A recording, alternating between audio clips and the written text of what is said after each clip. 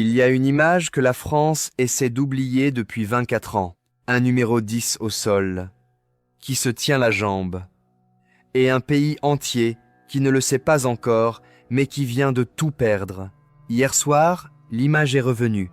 Kylian Mbappé, le joueur le plus cher de la planète, allongé sur la pelouse à la minute de la victoire, la main sur la jambe et le visage de celui qui sait que quelque chose vient de se casser, à 4 jours de la demi-finale. Joue-t-il ou ne joue-t-il pas? Je vous réponds dans 2 minutes avec le bulletin médical de cette heure-ci. Mais après, ne partez pas. Parce que je vais vous raconter ce qu'aucun média français n'ose dire cette semaine. Que cet homme joue cassé depuis 8 ans. Et qu'hier soir n'a été que la première fois où ça s'est vu. Une finale disputée malade. Des coups étouffés par des infiltrations. Un club qui l'a envoyé s'entraîner tout seul, puni, comme un pestiféré, pendant que le corps accumulait la facture qui a explosé hier soir. Et à la fin de la vidéo, la date maudite. 2002. Le dernier 10 que la France a perdu avant un rendez-vous décisif. Le résultat? La championne du monde, éliminée. Sans gagner un seul match. Sans marquer un seul but. La plus grande humiliation de l'histoire du football français a commencé avec exactement la même image que vous avez vue hier soir. 24 ans plus tard, l'image se répète et la demi-finale attend samedi. Ce n'est pas de la superstition, c'est un dossier. Et quand vous aurez fini de le regarder, vous allez comprendre pourquoi la moitié du vestiaire français a peur. On commence par le bulletin médical. Minute 77 d'hier soir. Le capitaine français court vers la surface adverse pour presser la relance du gardien. Sans contact avec un joueur adverse, sans chute visible dans les ralentis postérieurs de la retransmission officielle, sans le moindre coup de dernière heure. Mbappé se tord la cheville droite vers l'intérieur. Il s'appuie pendant 3 secondes sur le pied gauche. Il fait 3 pas courts vers le rond central. Et il s'assoit sur la pelouse avec les 2 mains posées sur l'herbe. Il attrape la cheville avec la main droite. Il la serre pendant 4 secondes. Il lâche la main. Il ferme les yeux pendant 2 secondes. Et il lève la main gauche vers le banc du staff technique. Deschamps réagit dans les 4 secondes qui suivent. Il fait lever Jean-Philippe Mateta du banc. Le 4e arbitre place le panneau électronique avec le numéro 10 en rouge et le numéro 24 en vert.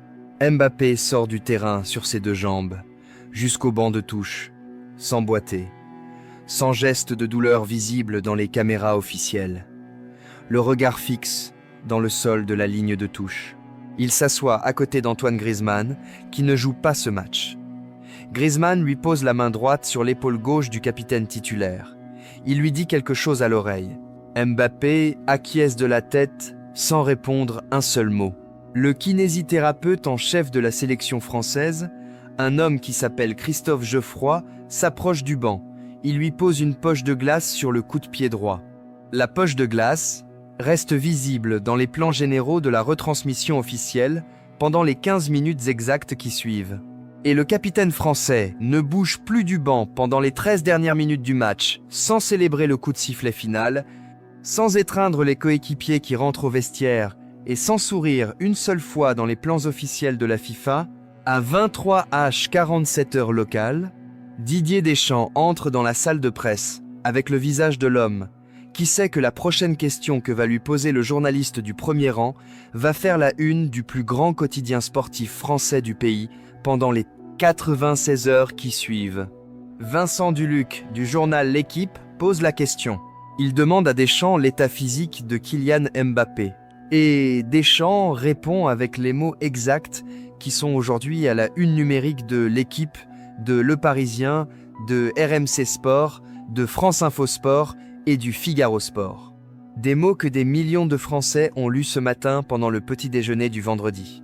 Deschamps dit, mot pour Kylian, c'est un peu la cheville. Il ressentait un peu de douleur, donc il a laissé sa place. Un peu la cheville, un peu de douleur. 2 fois le mot un peu dans une seule phrase de 12 mots. La formule que les sélectionneurs nationaux du football utilisent historiquement quand ils veulent minimiser devant la presse une blessure qu'à l'intérieur du vestiaire, ils surveillent avec beaucoup plus d'inquiétude que celle qu'ils sont prêts à partager devant les caméras nationales.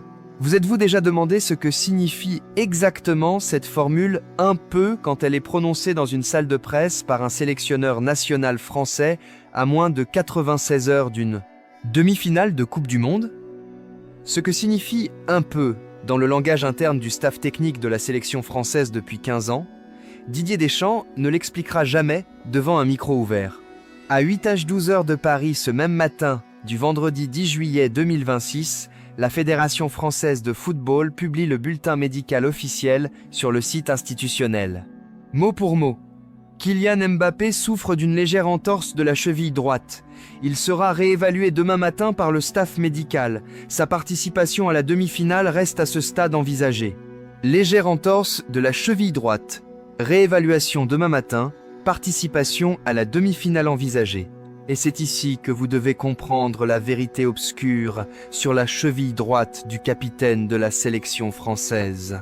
La vérité qu'aucun bulletin médical officiel de la Fédération française de football n'a voulu écrire dans un communiqué public depuis les 6 dernières années, parce que la cheville droite de Kylian Mbappé n'est pas une cheville quelconque dans le corps du joueur le plus cher de la planète. Cette cheville droite a une date gravée dans l'historique médical interne de la Fédération française de football. Une date du 24 juillet 2020. Une date du Stade de France de Saint-Denis. Une date du match de la finale de la Coupe de France entre le Paris Saint-Germain et l'AS Saint-Étienne. Dans la minute 30 et 1 de cette finale disputée à huis clos à cause de la pandémie du Covid, un défenseur central de Saint-Étienne, qui s'appelle Loïc Perrin, fait à Mbappé un tacle par derrière, dans le vertex droit de la surface, vérifié par l'arbitre au VAR comme faute directe, avec expulsion.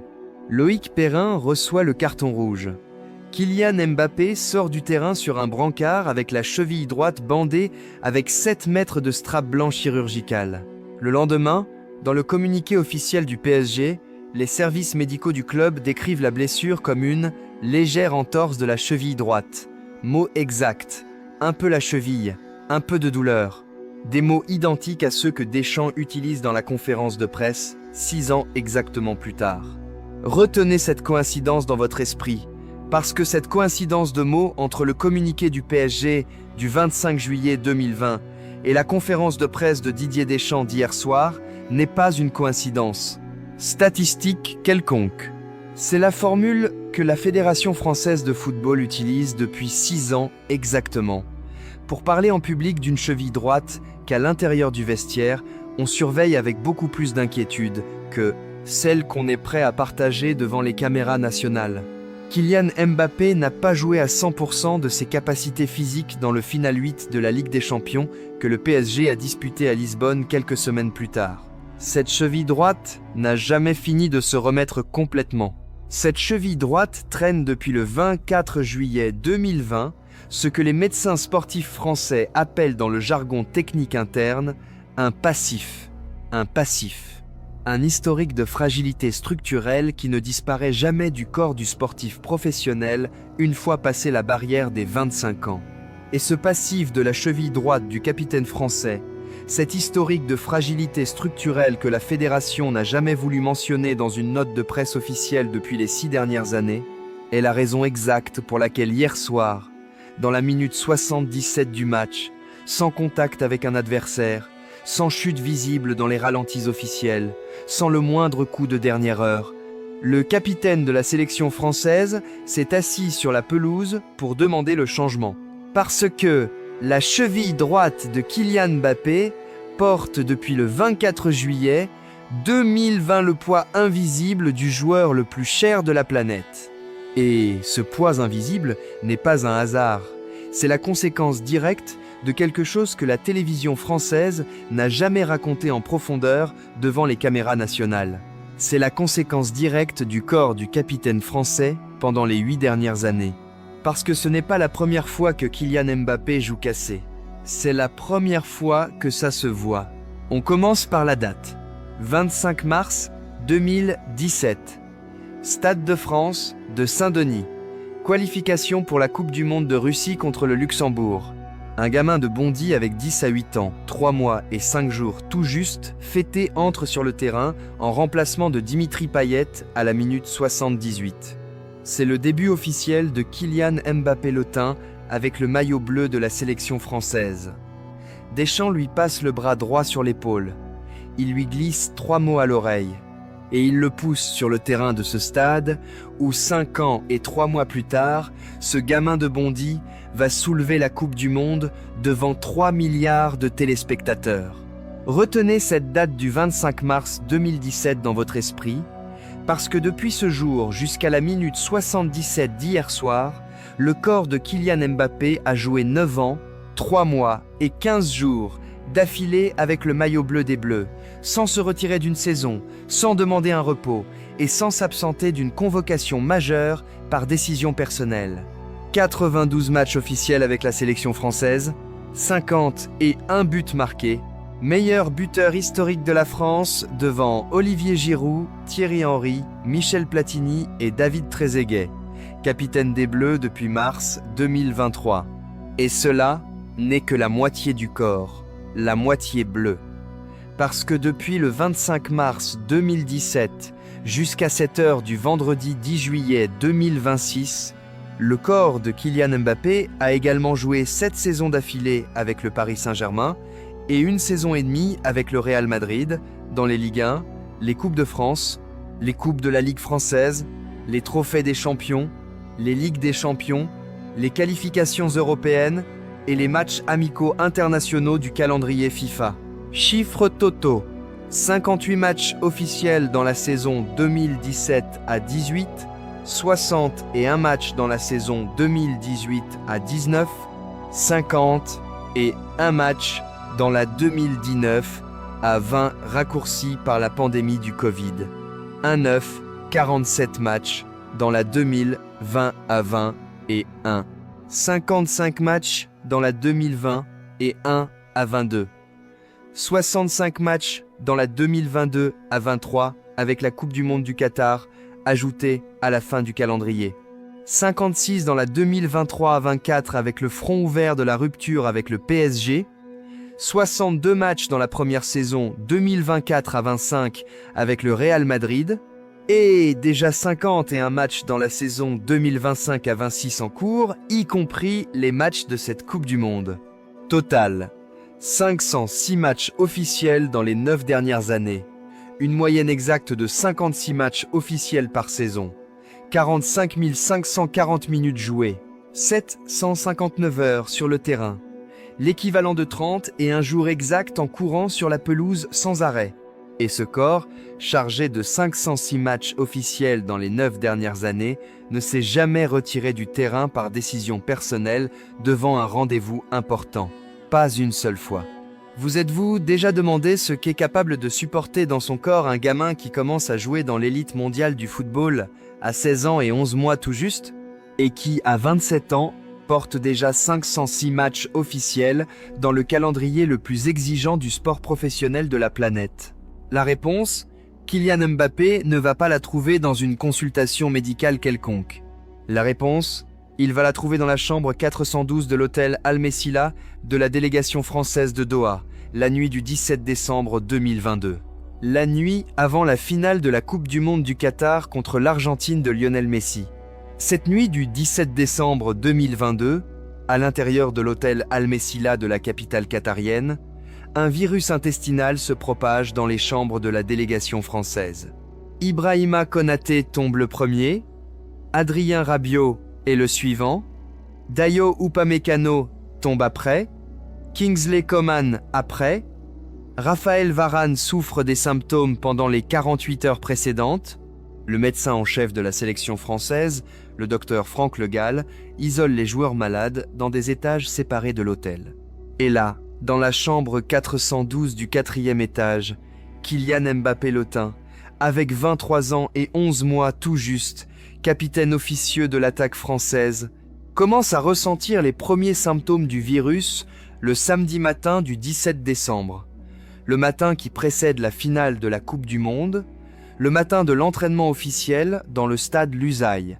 Kylian Mbappé n'appelle pas le docteur Franck Le Gall dans la chambre 412 ce matin du 17 décembre 2022. Il ne demande ni un test médical, ni un isolement préventif, ni ne dit rien à l'entraînement officiel du samedi. Et le matin suivant, dans le vestiaire du stade Lusail, quelques minutes avant le coup d'envoi de la finale la plus importante du football mondial des dernières décennies, il continue à ne pas dire un seul mot au staff médical de la délégation française sur le virus qu'il porte depuis 27 heures dans son organisme. Le résultat, 3,5 milliards de téléspectateurs de la planète le connaissent. Kylian Mbappé marque 3 buts dans la finale de Doha du 18 décembre 2022. Le premier triplé dans une finale de Coupe du Monde depuis celui qu'avait inscrit l'Anglais Geoff Hurst dans le stade de Wembley le 30 juillet 1966. 56 ans exactement plus tard, la France perd la finale à la séance de tir au but contre l'Argentine. Et Kylian Mbappé quitte le stade Lusail avec le visage enfoui dans le maillot bleu de la sélection française sans dire un mot à la presse internationale. Retenez cette chambre 412 de l'hôtel Al Messila dans votre esprit parce que cette chambre est la première preuve documentaire du corps qui tient sa langue, du corps qui ne dit jamais un mot, du corps qui avale les symptômes pour ne pas rater une finale, du corps qui porte la sélection française sur ses épaules depuis les 8 dernières années. Et cette chambre 412 n'est pas un épisode isolé dans la carrière du capitaine français. Les coups reçus sur le terrain pendant les 8 dernières années se comptent par dizaines. Coups de défenseurs centraux de Marseille, de Monaco, de Lyon dans la Ligue 1. Coups de Sergio Ramos dans le Real Madrid PSG de 2018. Coups de Kalidou Koulibaly dans le Naples PSG. Coup de Loïc Perrin dans la finale de la Coupe de France que vous connaissez déjà, coup de Chiellini dans le Italie-France, coup de Nemanja Vidic dans des amicaux, coup de défenseur de la Bundesliga dans les qualifications européennes. Et tous ces coups ont un traitement commun à l'intérieur du vestiaire du staff médical du PSG et de la sélection française pendant les 8 dernières années. Un traitement que la Fédération française de football n'a jamais voulu publier dans un communiqué officiel. Un traitement qui, dans le jargon technique du football professionnel, s'appelle infiltration d'anesthésique locale. Une piqûre juste avant l'échauffement. Une piqûre directe dans le muscle ou le tendon endommagé. Et le joueur sort sur le terrain pendant les 90 minutes suivantes sans ressentir la douleur réelle de la blessure qu'il traîne dans son corps. Kylian Mbappé n'a jamais confirmé en public le nombre exact d'infiltrations qu'il a reçues pendant les 8 dernières années. La fédération n'a jamais publié cette donnée. Le PSG ne l'a jamais publiée. Le Real Madrid ne l'a jamais publiée. Mais cette donnée existe dans les archives médicales internes des 3 clubs. Et cette donnée est la raison exacte pour laquelle la cheville droite, le genou gauche et les adducteurs du capitaine français traînent depuis 8 ans ce que le staff médical de la sélection appelle le péage du corps jeune pressé. Et à la mi-août 2023, dans le centre d'entraînement du Paris Saint-Germain du quartier de Poissy, ce péage du corps jeune pressé se transforme en quelque chose que la télévision française n'a jamais raconté en profondeur devant les caméras nationales. Kylian Mbappé arrive au centre d'entraînement de Poissy le matin du lundi 14 août 2023 après les vacances d'été. Il a refusé pendant les mois de juin et de juillet d'activer la clause unilatérale de prolongation du contrat avec le PSG jusqu'en 2025 que lui avaient proposé les avocats qatariens de la direction du club. Il a décidé d'aller au bout de son contrat jusque fin 2024 pour pouvoir signer libre avec le Real Madrid ou un autre club européen. Le président qatarien du PSG, un homme qui s'appelle Nasser Al-Khelaifi, prend ce matin du 14 août 2023 une décision qui va changer la vie professionnelle du capitaine français pendant les 30 et un jour qui suivent, il décide d'écarter Kylian Mbappé du groupe principal de l'équipe. Et il décide de le mettre dans un groupe à part, dans une partie séparée du centre d'entraînement de Poissy, avec 6 autres joueurs du PSG que Al-Khelaifi veut aussi virer du club avant la fermeture du mercato de fin août. Un groupe de rebut, un groupe de punition. Un groupe qui, dans le vestiaire du football français et dans la presse sportive spécialisée, commence à être appelé par un surnom qui va rester gravé dans la mémoire collective du football professionnel pendant les années qui suivent. On l'appelle le loft. Le loft, le grenier. L'endroit où on range les joueurs qui ne comptent plus. À côté de Kylian Mbappé dans le loft de Poissy, se trouvent Marco Verratti, Julian Draxler, Layvin Kurzawa, Abdou Diallo, Jorginho Wijnaldum et Milan Skriniar, tous avec un contrat en cours avec le PSG, tous écartés du groupe principal, tous en train de s'entraîner sur un terrain séparé du centre de Poissy avec un entraîneur secondaire du club, tous avec l'ordre exprès de la direction qatarienne de trouver un nouveau club avant la fermeture du mercato. Kylian Mbappé, joueur le plus cher de la planète, capitaine officieux de l'attaque française, meilleur buteur historique du PSG, protagoniste de la campagne de marketing international du club pendant les 6 dernières années, se retrouve depuis le lundi 14 août 2023 à faire des tours de résistance dans le terrain secondaire du centre de Poissy, à côté de 6 joueurs du rebut, sans le survêtement officiel de l'équipe première, sans l'assistance du préparateur physique titulaire, sans accès à la salle de musculation principale, sans accès au restaurant de l'équipe première, sans accès aux vestiaires de l'équipe première, pendant 31 jours exacts, du lundi 14 août 2023 au jeudi 14 septembre 2023. 31 jours qui, chez le capitaine français, comptent comme les 30 et un jour les plus longs de toute sa carrière professionnelle. 31 jours à s'entraîner tout seul, isolé du groupe, puni par la direction du club qui lui avait payé 180 millions d'euros à Monaco pour son transfert 6 ans plus tôt. 31 jours d'humiliation silencieuse. 31 jours pendant lesquels Kylian Mbappé ne dit pas un seul mot en public sur la situation. 31 jours pendant lesquels la Fédération française de football n'envoie pas une seule note de solidarité au capitaine de la sélection.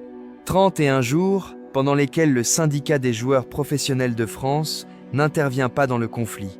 31 jours pendant lesquels aucun coéquipier de vestiaire ne passe la porte du loft pour parler avec le capitaine écarté. Et pendant ces 31 jours d'août et de septembre 2023, le corps du capitaine français accumule la facture silencieuse qu'aucun bulletin médical officiel n'a voulu écrire dans un communiqué public jusqu'à 7 heures du vendredi 10 juillet 2026. Parce que ceux qui aujourd'hui pleurent la blessure du capitaine français dans les émissions sportives du programme Téléfoot de la chaîne T-Fun sont exactement les mêmes qui, pendant 8 ans, ont exigé qu'il joue avec ceux qu'il y avait. Avec des virus, avec des infiltrations, avec des coups étouffés, avec des punitions du club, avec des chevilles cassées, avec des saisons de 65 matchs, avec des finales de Coupe du Monde disputées malades depuis la chambre 412 de l'hôtel Al Messila de Doha, et maintenant, quand le corps dit « stop » à 27 ans, tout juste parce que la Fédération française de football définit dans un communiqué officiel de 8H12h de Paris comme une légère entorse de la cheville droite, personne dans le football français ne veut se souvenir de la chambre 412 de l'hôtel Al Messila, ni des 31 jours du loft de Poissy, ni des infiltrations silencieuses du vestiaire, ni des 45 540 minutes accumulées dans les jambes du capitaine français. Et cette amnésie collective du football national pendant les dernières 24 heures de l'émission Téléfoot de la chaîne T-Fun va vous retourner l'estomac quand vous allez comprendre maintenant le prix réel qu'a payé ce corps pendant les 8 dernières saisons d'affilée. Parce que le joueur le plus cher de la planète a été traité pendant les 8 dernières années comme une machine sans bouton pause. Et hier soir, dans la minute 77 du match, sans contact adverse, sans chute visible dans le ralenti officiel, sans le moindre coup de dernière heure, cette machine sans bouton pause a dit stop. Mais cela n'est encore pas le pire de l'histoire. Parce qu'il y a une date du mois de mai 2002 que la télévision française essaie d'effacer de la mémoire collective du pays depuis 24 ans. Une date liée à un numéro 10 allongé au sol qui se tient la jambe. Une date liée à l'humiliation la plus grande de l'histoire du football français. Et cette date est exactement ce que vous allez savoir maintenant dans le dernier bloc de cette vidéo. 26 mai 2002. Stade Moonhak de la ville de Suwon, Corée du Sud. Match amical de préparation entre la France et la sélection coréenne hôte de la Coupe du Monde qui commence dans les 5 jours qui suivent. Le sélectionneur de la France, un homme qui s'appelle Roger Lemaire, aligne l'équipe titulaire au complet dans le dernier amical avant le début du mondial. Zinedine Zidane, numéro 10 des Bleus, capitaine de l'attaque française. Ballon d'or 1998, meilleur joueur de la planète en 2002 selon la revue France Football, entre sur le terrain de Mounac dès la minute 1 du match avec l'étiquette de l'homme, qui va emmener la France vers la revalidation du titre mondial obtenu 4 ans plus tôt. La France arrive au mondial de Corée et du Japon 2002 comme la sélection la plus redoutée de la planète. Championne du monde 1998, championne d'Europe 2000. Doublé historique que seule l'Allemagne avait réalisé auparavant dans l'histoire du football continental. Une équipe avec Zidane, Henry, Trezeguet, Vieira, Petit, Makelele, Barthez, Desailly, Thuram, Wiltord, bichampionne en titre. Favorite absolue de toutes les maisons de Paris européennes. Minute 40 de l'amicale contre la Corée du Sud dans le stade Moonhak. Zinedine Zidane reçoit le ballon dans le milieu du terrain. Il fait 3 pas vers l'avant. Il prépare un changement de direction vers la droite avec le pied gauche. Et dans le geste de départ explosif vers l'aile droite, l'adducteur gauche du corps du numéro 10 français se déchire dans la cuisse. Zidane s'écroule sur la pelouse. Il porte les 2 mains à la partie intérieure de la cuisse gauche. Il attrape la jambe avec la main droite. Il lève la main gauche vers le banc du staff technique. Et il fait au sélectionneur Roger Lemaire le signe qu'aucun capitaine de la sélection française ne veut jamais faire dans un amical à 5 jours exacts du début d'une Coupe du Monde. Il lui demande le changement. Cette scène vous parle-t-elle? La même image, le même geste, le même signe au banc, le même silence dans le stade, le même plan moyen des caméras officielles figées pendant les secondes qui suivent devant le visage du numéro 10 français blessé aux portes d'un rendez-vous mondial. Retenez cette image du 26 mai 2002 dans votre esprit, parce que cette image du numéro 10 français allongé sur la pelouse qui se tient la jambe est l'image que la France essaie d'oublier depuis 24. Et cette image est exactement l'image que la France entière a revue hier soir dans le téléviseur du salon après le dîner. Le bulletin médical officiel de la Fédération française de football de l'après-midi du 26 mai 2002, publié à l'hôtel Sheraton Grand Walker Hill de Séoul, dit des mots presque identiques aux mots que la Fédération française de football a publiés ce même matin du vendredi 10 juillet 2026. Légère lésion musculaire de l'adducteur gauche. Sa participation au premier match du mondial reste envisagée. Légère. Envisagée. Les mêmes mots que ceux du capitaine de la sélection française d'hier soir. Zinedine Zidane ne joue pas le premier match du mondial. Il ne joue pas le deuxième match du mondial. Et quand le sélectionneur Roger Lemaire l'oblige à jouer le 3e match dans le terrain du stade Munsu de la ville d'Ulsan contre la sélection danoise, Zidane sort sur la pelouse avec l'adducteur gauche infiltré, avec un anesthésique local, avec le strap chirurgical dans la cuisse gauche, avec l'ombre de l'homme qu'il avait été en 1998, en train de marcher par le rond central du stade. Et c'est maintenant que vous devez comprendre la date maudite du football français que la télévision nationale essaie d'effacer de la mémoire collective du pays depuis 24 ans. Parce que le résultat du mondial de Corée et du Japon 2002 pour la championne du monde en titre est ce qu'aucun sélectionneur du football français, ni Aimé Jacquet, ni Roger Lemaire, ni Raymond Domenech, ni Laurent Blanc, ni Didier Deschamps, n'a voulu nommer dans une interview publique pendant les 2 dernières décennies et demie. Match 1. Vendredi 30 et 1 mai 2002. Stade Moonhak d'Incheon. La France contre le Sénégal. Le débutant mondial africain, dirigé par le Français Bruno Metsu. Minute 30 de la première mi-temps. Un avant-centre sénégalais qui s'appelle Papa Bouba Diop marque le 1-0 pour le Sénégal après un rebond dans la surface française. La France perd 0-1. Zinedine Zidane regarde le match depuis le banc avec les béquilles posées à côté du siège. Match 2. Jeudi 6 juin 2002. Stade de la ville de Busan. La France contre l'Uruguay. Minute 25 de la première mi-temps. Thierry Henry, avant-centre titulaire de la France et d'Arsenal en Premier League, reçoit une expulsion directe après un tacle dangereux contre le défenseur uruguayen Marcelo Romero. La France joue 65 minutes à 10 contre 11. La France fait match nul 0-0. Zinedine Zidane regarde le match depuis le banc avec les béquilles posées à côté du siège. Match 3. Mardi 11 juin 2002.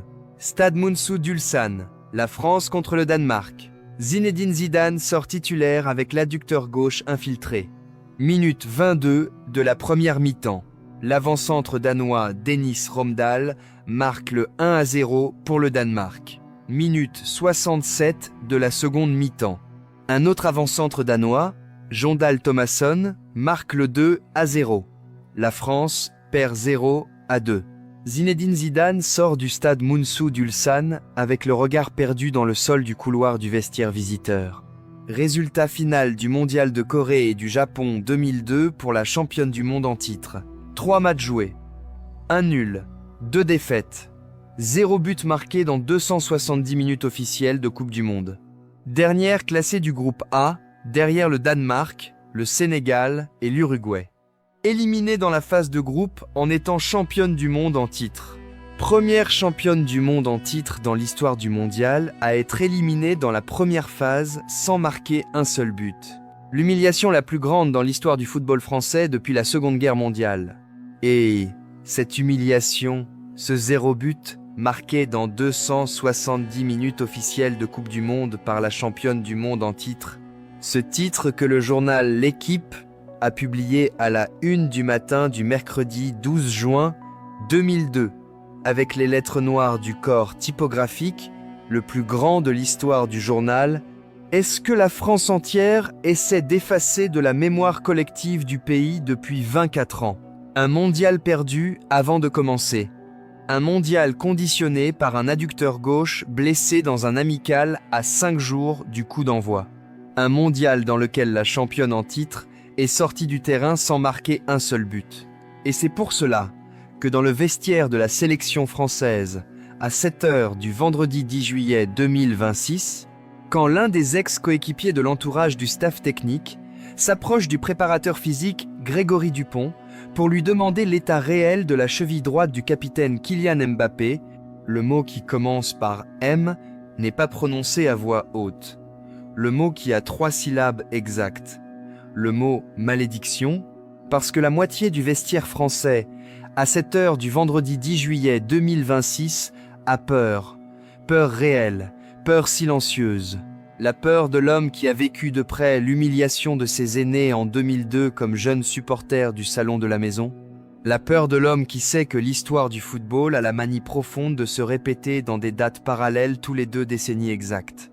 Et le parallèle entre le 26 mai 2002 et le 9 juillet 2026 est le parallèle que la Fédération française de football n'a jamais voulu commenter dans une note officielle pendant les dernières 24 heures. Un parallèle qu'aucun consultant du programme téléfoot de la chaîne Téfon n'a voulu nommer devant les caméras nationales ce matin pendant le petit déjeuner. Le même numéro 10 au sol, qui se tient la jambe, le même signe au banc, les mêmes mots dans le bulletin médical officiel, la même carte de presse officielle, un peu de douleur, participation envisagée, et le même rendez-vous décisif d'une Coupe du Monde à moins de 5 jours. Avec une seule différence. Zinedine Zidane est tombé blessé à 5 jours du début du mondial, Kylian Mbappé est tombé blessé à 5 jours de la demi-finale. Zidane n'a pas joué les 2 premiers matchs. Mbappé va décider demain matin, avec le staff médical, s'il joue ou pas samedi. Vous êtes-vous déjà demandé ce qui se passe dans la tête du sélectionneur national français quand il se réveille ce matin du vendredi 10 juillet 2026 avec le même bulletin médical du jeudi 27 mai 2002 sur le bureau de la Fédération française de football devant les yeux? Ce que Didier Deschamps pense dans sa tête ce matin du vendredi 10 juillet 2026 à l'hôtel de la délégation française de Boston, il ne va jamais le partager devant un micro ouvert. Mais Didier Deschamps, qui était joueur titulaire de la sélection française au mondial 1998 avec Zidane, capitaine retraité des Bleus en juin 2000 après l'Euro remporté à Rotterdam, supporter professionnel du salon de la maison pendant le mondial 2002, Sélectionneur depuis 2012, c'est parfaitement ce qui se passe chez son capitaine titulaire de l'attaque française ce matin. Et il le sait parce qu'il l'a vu avant. Retenez ce regard de Didier Deschamps dans votre esprit, parce que ce regard est le regard de l'homme qui sait que l'histoire du football français marche depuis plus d'un siècle dans un cycle silencieux de 24 ans exacts entre catastrophe et catastrophe. 1954, quart de finale du Mondial de Suisse, perdu contre la Yougoslavie. 1978, première ronde du Mondial d'Argentine éliminée sans gagner un seul match.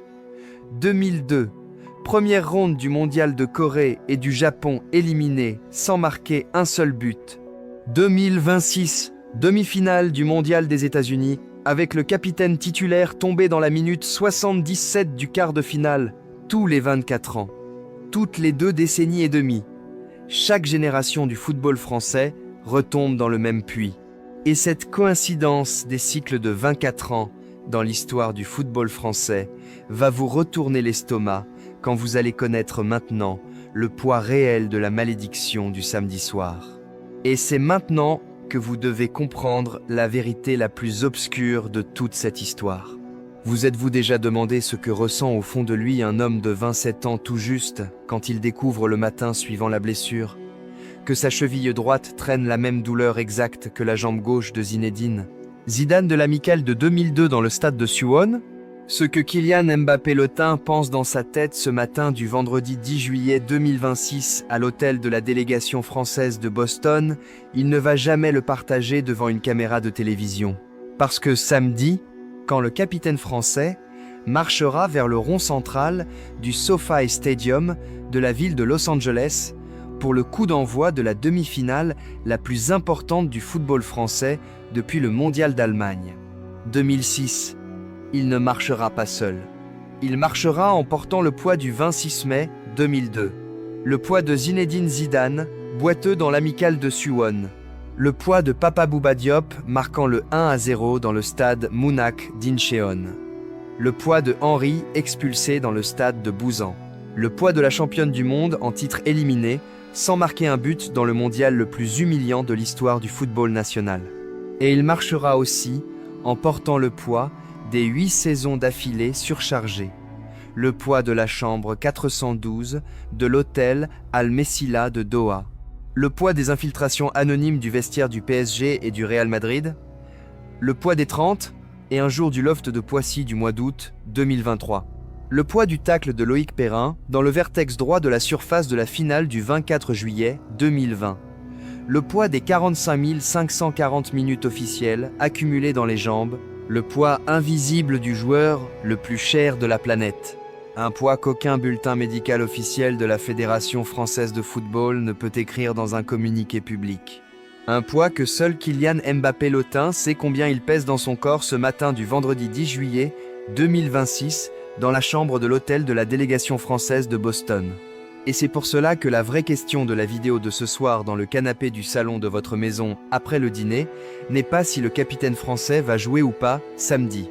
La vraie question est de savoir si le corps du capitaine français est encore capable de porter le poids d'une nation entière pendant 90 minutes de plus. Parce que samedi, pendant que le président de la République française Emmanuel Macron passera en revue les troupes dans le défilé militaire des Champs, Élysée pour l'anniversaire des 237 ans de la prise de la Bastille, la France entière regardera vers un seul écran.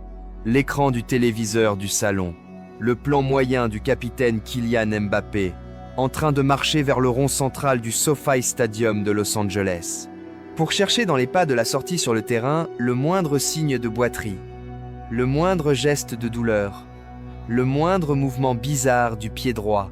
Et la moitié de cette France entière du samedi soir priera dans le silence du salon pour que l'histoire du 26 mai 2002 ne se répète pas dans le 14 juillet 2026. Et l'autre moitié de la France priera pour la même chose, en silence, sans dire le mot qui commence par monsieur. C'est là l'histoire réelle, que les chaînes sportives françaises n'ont jamais racontée en profondeur dans une émission dominicale de football national. L'histoire du corps du joueur le plus cher de la planète chargé pendant 8 saisons d'affilée dans le football professionnel. L'histoire de la cheville droite qui traîne depuis le 24 juillet 2020, le péage silencieux du joueur pressé. L'histoire de la punition de 30, et un jour dans le loft de Poissy du mois d'août 2023. L'histoire de la finale de Doha 2022 disputée avec le virus de l'hôtel Al-Messila. Et l'histoire du parallèle silencieux avec la date du 26 mai 2002 que la France entière essaie d'effacer depuis 24 ans. Si cette vidéo vous a fait penser à un père, à un frère, à un collègue de travail, qui a lui aussi passé sa vie à porter sur les épaules le poids d'une famille entière sans se plaindre une seule fois devant personne, jusqu'au jour où le corps a dit stop et où tout le monde s'est étonné sans comprendre ce qui s'était passé, partagez cette vidéo avec quelqu'un de votre famille ce soir. Et si vous traversez un moment difficile dans votre propre vie, si vous sentez que vous portez depuis des années ce que plus personne ne porte sur la poitrine, la ligne SOS Amitié est disponible au 097 239 40 50, gratuite, confidentielle, 24 heures sur 24, 7 jours sur 7. Abonnez-vous à cette chaîne si vous voulez que nous continuions à raconter les histoires réelles du football français que la télévision nationale n'a jamais voulu raconter en profondeur devant les caméras officielles. Et on se retrouve dans la prochaine vidéo avec le bulletin médical définitif du samedi matin, parce que cette histoire n'est pas encore terminée.